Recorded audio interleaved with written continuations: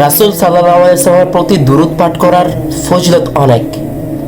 রাসূল সাল্লাল্লাহু আলাইহি ওয়াসাল্লামের প্রতি একবার দুরূদ পাঠ করলে 10টি গুনাহ মাফ হয়, 10টি রহমত আল্লাহর পক্ষ থেকে বর্ষিত হয় এবং 10টি মর্যাদা বৃদ্ধি পায়। আল্লাহর ফেরেশতারা তার জন্য দোয়া করে এবং নবী করিম সাল্লাল্লাহু আলাইহি ওয়াসাল্লামকে সালাম দিলে তিনি সেই সালামের জবাব দেন। সাথে এই দুরূদ পাঠ করার কারণে যারা অতিরিক্ত বেশি বেশি করে দুরূদ পাঠ করে তাদের দুনিয়াতে আল্লাহ তাআলা 3টা মর্যাদা বিশেষ করে দিয়ে থাকেন।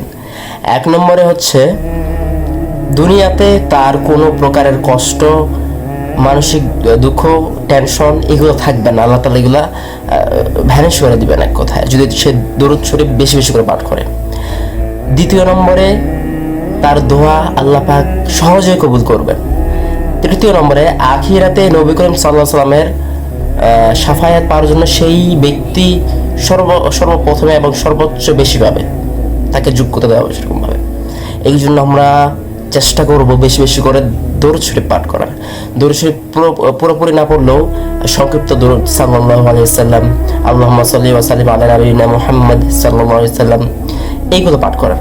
ধন্যবাদ সবাইকে। যদি ভিডিওটি ভালো লাগে থাকে সাবস্ক্রাইব এবং ফলো দিয়ে রাখবেন। আসসালামু আলাইকুম।